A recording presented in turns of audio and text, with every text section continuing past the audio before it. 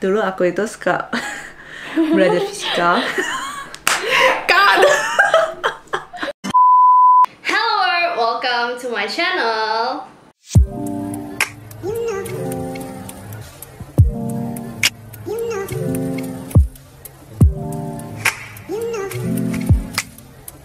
Jadi di video kali ini aku mau proudly present segmen baru di YouTube channel aku, yaitu Wincast. Yeay! Dan Wincast ini adalah singkatan dari Winners Podcast. Ya, basically tentang podcast, dimana nanti aku bakalan ada tamu, dan aku bakalan interview, ngobrol-ngobrol bareng mereka about education or maybe their personal life. Jadi bisa apa aja. Tapi as for now aku mau lebih fokus ke education. Dan karena sekarang juga lagi pandemi, jadi gak bisa ketemu. Jadi anggap aja nih podcast jadi-jadiannya guys. So without further ado, let's start our very first video di segmen baru ini. So if you're curious, check it out. Oke, jadi langsung aja kita sambut tamu pertama kita di segmen baru ini, yaitu Karen. Yeay! Hai. Hai, kayaknya kita udah lama ya gak ketemu. Iya, udah lama. Berapa lama ya? 2 tahun kalau nggak salah. Iya, gara-gara pandemi juga, jadi Karen gak bisa pulang. Aduh, guys. Gak bisa pulang. Gak bisa Gak guys. apa-apa lah. Terdampar di Pulau Jepang. Terdampar ya. Gak apa-apa lah, nanti mungkin tahun depan bisa pulangnya. Ya doain aja lah ya guys. Oke guys, jadi hari ini aku mau bilang thank you dulu ke Karen sudah menyempatkan waktu ya untuk di segmen baru di channel aku. Gak apa, saya juga sangat thrilled, excited. Aduh, jadi campur-campur. Maaf ya kalau waktu itu ada kecampur-campur ya. Udah lama dia di bahasa Jepang aku guys, ini. jadi udah terbiasa pakai bahasa Jepang ya kayaknya. Oke, jadi sebenarnya hari ini kita mau ngomongin tentang education, mau ngomongin tentang jurusan si Karen, karena jurusan dia tuh sangat-sangat menarik guys, sangat omoshiroi dan sangat keren. Oke, mungkin sebelum bilang jurusannya nih, mau perkenalin diri dulu gak? Jadi nama saya Karen, umur 20 tahun. Jadi sekarang saya lagi di Jepang belajar teknik nuklir. Wow. Ya, di salah satu universitas di Jepang. Wow, gila guys, teknik nuklir ya, sesuai yang Yeah. aku bilang, memang keren banget guys nih. Jadi mungkin nama jurusannya apa nih kalau secara lengkap di dalam bahasa Ya, Jepang? nama jurusan dalam bahasa Jepang itu namanya Genshiryoku Gijutsu Oyo Kodaka. Jadi Panjang ya guys? Panjang ya banget. panjang, tapi artinya itu simple ya. Jadi Genshiryoku tuh namanya bahasa Indonesia nuklir. Gijutsu itu Jujutsu. teknologi. Oyo itu kayak terapan gitu ya. Jadi Apply ya, Kodaka berarti. itu ya course gitu. Jadi course teknologi terapan nuklir. Terapan teknologi nuklir. Terapan nuklir. Intinya Seperti teknik itulah. nuklir ya guys. Ya, teknik Intinya nuklir lah. nuklir. Singkatnya teknik nuklir udah. Gila, keren sih namanya. Oke, aku mau nanya nih. Kan kalau misalnya kita mau ngambil, jangan bilang teknik nuklir lah ya. Kalau kita mau ngambil teknik aja di dalam negeri itu udah susah ya kayaknya. Tapi ini udah ngambil teknik malah di Jepang lagi. Jadi kok kepikiran sih mau ngambil teknik nuklir? Jadi dulu aku itu suka belajar fisika ya, fisika mata. Terus pas SMA itu kayak pas SMA kelas 3 ya, kita di bab terakhir itu kalau nggak salah kita belajar tentang atom ya, benda-benda kecil. Masih ingat gitu. guys Kayak- dia. Aku aja dulu Ya lupa itu guys. sangat inshonokoro apa itu? Lupa bahasa Indonesia juga Dia kayak lupa bahasa Indonesia guys. kayak live impression gitu ya. Apa itu bahasa Indonesia? Ya, jadi kita itu aku itu belajar ya benda-benda kecil gitu yang tidak terlihat di mata seperti atom gitu. Jadi kayak pas gurunya itu ngajar, aku jadi kayak tertarik gitu kayak untuk belajar lebih lanjut gitu. Wah, Kayak gila, menarik gila. aja gitu. Jadi kayak ya pilih teknik nuklir. Jadi karena dari situ ya, berarti dari SMA Iya kelas 3 betul. Ya bagus lah guys kalau kita udah tahu minat kita dari awal, karena kan biasa orang tuh kayak bingung kan mau ngambil jurusan apa? Enggak sih, itu bab terakhir udah apa nggak sih? Udah mau lulus gitu. Tapi gak apa-apa lah, yang penting udah tahu nih mau ngambil apa. Terus oke, kan udah tahu nih mau ngambil apa, tapi kok mau di Jepang gitu? Karena kan di Indonesia juga pasti ada kan teknik nuklir di beberapa university. Jadi kenapa mau ke Jepang gitu? Jadi kenapa pilih Jepang itu? Karena ya Jepang itu kan terkenal ya sama nuklirnya itu, apalagi perusahaan tenaga nuklirnya di sini juga banyak. Jadi kayak kan yang terkenal di dunia itu kan ada Jepang, Perancis sama Amerika ya. Jadi saya pilih Jepang gitu. Terus kayak dulu juga pun suka anime ya. Nonton anime, belajar bahasa Jepang, jadi ya terakhir pilih ke Jepang. Iya betul. Kalau menurut aku di Indonesia kayak kalau mau masuk teknik nuklir itu kan hanya ada di apa ya, Gajah Mada. Oi, kok ngelek?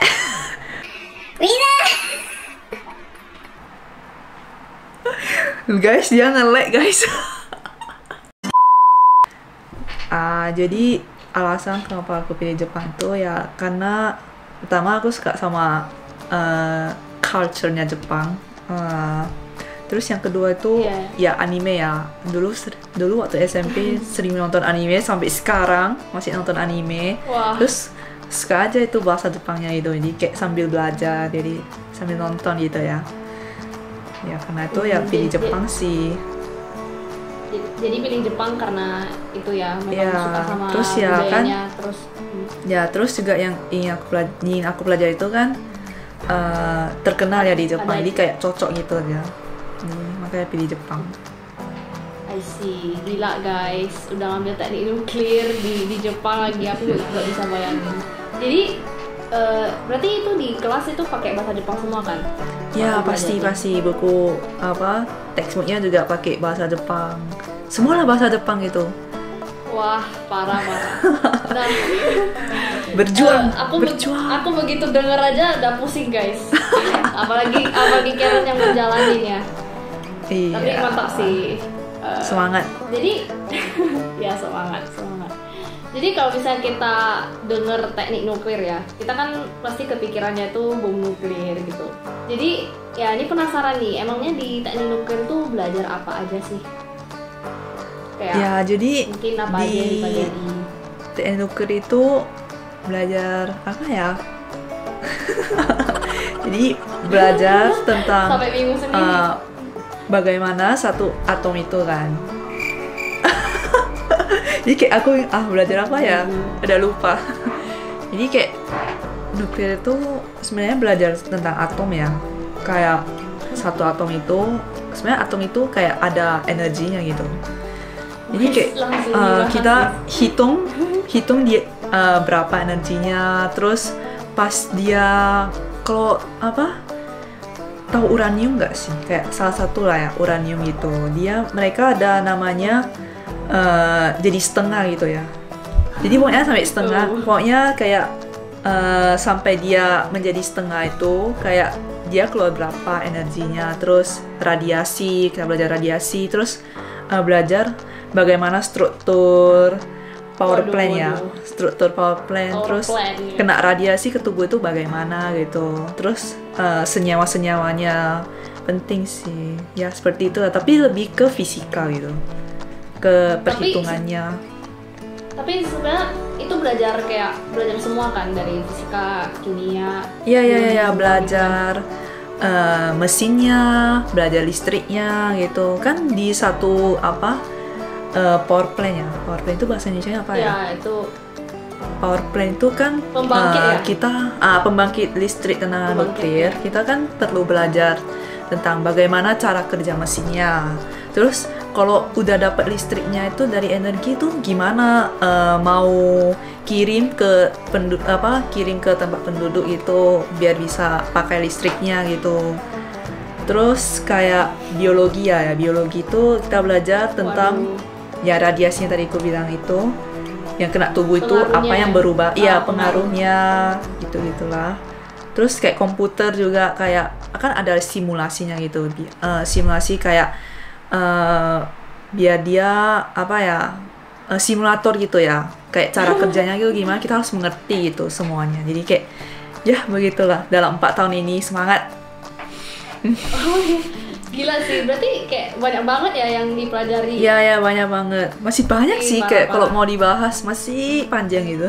Iya, masih banyak banget ya ini. Iya. Tapi jadi kalau gini, menurut Karen sendiri ya, ini susah gak sih ngambil jurusan Wah, ini? menurut saya tuh ya pasti susah lah ya, susah banget nih.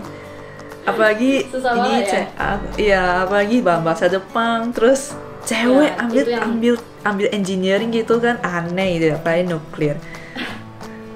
Iya sih, maksudnya kayak parah agak jarang sih. kan. Iya, agak jarang gitu. Susah sih. Tapi Susah itu seberapa- gak di pelajaran, terus sama sosialnya juga ya. Kan cowok semua gitu. Cewek cuman Iya. Di 10%. Gak 10%, 5% guys, 5%. Jadi kayak coba kayak di satu kelas tuh mungkin ada berapa cewek ini? di satu Berapa kelas cewek, tuh berapa cowok? untuk kelasku ya ada 26 orang. Jadi 2 orang cewek, 24 orangnya cowok. Waduh. Jadi Waduh kayak guys. susah saja gitu, apalagi ya orang Jepang itu susah ya, kayak mereka malu-malu gitu ya untuk apa, Ya untuk approach people sharing gitu. gitu ya. Ya betul. Tapi itu emangnya semua orang Jepang ya? Berarti atau cuma Ya Maksudnya di kelas 26 kamu gitu? orang itu 24 orangnya 24 orang Jepang, 2 orangnya lagi orang apa ya, orang asing ya, kayak international aku Indonesia, student ya? orang asing Indonesia sama orang Cina satu lagi, orang Tiongkok. Waduh. Gitu. Gila guys. Aduh parah sih. Tapi ya seberapa Ya. susah pun masih bisa lah ya. Masa- Ya susah sih ya, susah itu kan orang beda-beda gitu ya, Ya relatif. relatif. Jadi ya itu. Semangat ya. Semangat, Aku tahu kamu tuh tidak susah semangat. Pasti. Aku tahu susah Semangat pasti guys. komputer. Waduh, ya semangat. Kita sama-sama Kalau ingin semangat tahu ya. Winner Wijas, nonton ini di sini. Ntar Oh iya, ditaruh di nanti sini ya. Ya nanti dia juga Tentang akan buat YouTube. dia guys. boleh tentang komputer gitu. Oke. Tapi nanti si Karen juga ada YouTube channel kayaknya dia. Wes, Bismillah. Kita Jadi kita lagi tunggu sibuk saja ini, ya, jadi guys. kayak lagi sibuk, jadi kayak ya susah lah untuk Ya lagi sibuk sih, pasti sibuk banget. Iya. Orang susah banget ya. Oke, jadi aku pengen tahu nih, berarti udah berapa lama kuliah di Udah berapa lama ya? Masih setahun sih, masih tahun pertama, jadi kayak ya 6 masih bulan. year one ya? Iya, masih awal-awal gitu. 6 bulan. Oke, tapi sebelum masuk universitinya kan ada sekolah bahasa dulu Iya ya? ya, sekolah bahasa Jepang itu 1 tahun 9 bulan ya. 1 tahun 9 bulan, berarti hampir 2 tahun juga Hampir ya? 2 tahun lah. Ya, Oke. rata-rata 2 tahun. Jadi menurut Karen sendiri, ini sekolah bahasanya tuh berpengaruh besar gak sih sama pembelajaran Karen yang sekarang mungkin di university? Kayak membantu besar Ya, nggak? ya berpengaruh ya menurutku. Berpengaruh, tapi kalau kita nggak belajar sendiri gitu, mungkin agak susah. Karena Iya, ya jadi kita itu di sekolah kayak sehari cuma 4 jam gitu ya. Kayak gurunya kan harus jelasin dari grammarnya, dari bahasa vocabnya gitu. Apalagi teknik-teknik dengernya gitu. Terus berbicaranya itu kan banyak faktor gitu ya. Jadi kayak kita juga harus di luar dari sekolah, kita juga harus ya belajar gitu ya. ya harus Jadi belajar kayak, sendiri ya baru jadi kok baru bisa. pengaruh itu ya, pengaruh aku bilang ya 50% lah ya pengaruh. Terus 50% itu tergantung diri sendiri gitu. Ya. Tapi Itu omong-omong deh. tentang bahasa Jepang ya nih ya. Si Karen udah level berapa ini kak? Aduh, Tahu kita. malu Karena- aku. Oke, sebelum Karen menjawab lah ya, mungkin kita bakalan jelasin dulu. Sebenarnya kalau di Jepang itu kan ada namanya proficiency level ya. Itu N1 sampai N5. Jadi N5 tuh level paling dasar, N1 yang paling susah istilahnya ya, paling Iya. level paling atas gitu. Jadi Ini Karen udah level berapa ini kira-kira? Iya, saya Pasti nih udah S1 ya? aku ini masih N2 ya, tapi bulan 12 ini rencana buat ambil N1. Gila guys. Ya, jadi Parah. N1 tuh susah banget kayak udah belajar. expert level ya. Iya, udah expert level, jadi kayak udah belajar segimanapun gitu kan, tetap susah saja gitu. Gila sih. Ini yang aku Kayak- aja masa baru level N4 mau ke N3 itu udah kerasa susahnya. Apalagi si Karen udah N2 guys. Iya, susah mantap sih. banget. Susah. Jadi nanti nih rencana Iya, ambil N1 ya. Soalnya N1 itu mereka bukan apa ya, bahasanya itu bukan bahasa sehari-hari gitu, bahasa khusus kayak di novel atau di apa koran gitu ya. Terus kayak di research orang, apa paper orang itu, penelitian kalau- orang, kayak bahasa-bahasa seperti itu kayak jarang digunakan di bahasa sehari-hari, jadi kayak harus hafal beneran gitu. Ya, Kalau begitulah. bahasa sehari-hari itu kan lebih dari level N3 sampai N5 lah. Iya, ya. itu Kalau N2 yang gitu lah. sehari-hari. Makanya kayak N2 masih gampang lah ya menurutku lah ya. Masih gampang guys. Iya, kayak ya masih bisa lah gitu. N1 udah parah banget sih. Ya tapi Parah, bisa guys. lah, pasti bisa lah si Karen. Nanti kita tunggu kabar baiknya guys. Nanti dia Wes, pasti udah. Bismillah guys, Bismillah. Aku lagi belajar sih. Berarti gila ya, ini udah mau belajar masa bahasa Jepangnya sendiri. Iya, kayak belajar N1. orang asing yang belajar di Jepang itu kayak double pressure gitu Sama. ya. Udah Double harus pressure, belajar bahasa benar. Jepangnya, belajar ini Iya. profesionalnya itu kayak Iya. susah sih. Tapi kayak masa kalau di universitas kalau misalnya pakai bahasa Inggris pasti tuh lebih enak ya. Cuman ini kan Ya masalahnya sedikit di- lebih enak itu ya. Masalahnya di bahasa- university pakai bahasa Jepangnya lagi. Ya pakai bahasa Jepang Itu- semua. itu yang Terus itu yang benar-benar tulis challenging. laporan juga semua pakai bahasa Jepang. Gurunya ngomong pakai bahasa Itu yang- Jepang. Bukunya bahasa Jepang. itu yang Nangis. challenging sih ya. itu yang jangan nangis. Aduh. Oke, ini aku mau nanya, ini mungkin yang terakhir lah ya. Jadi sebelum masuk universitasnya itu kan ada ujian ya, yang namanya EJU ya kalau nggak salah. Ya, jadi EJU tuh kayak gimana sih sistemnya Ya. mungkin? EJU itu kalau di Indonesia ya itu seperti SBMPTN ya, kayak ujian Wah, buat oke. ujian masuk universitas gitu. Ujian ya. masuk universitasnya. Iya ya, tapi ini EJU itu khusus buat orang asing yang ingin masuk universitas di Jepang gitu. Berarti kalau orang Jepang nggak usah ngambil EJU, bener nggak sih? Iya, bener.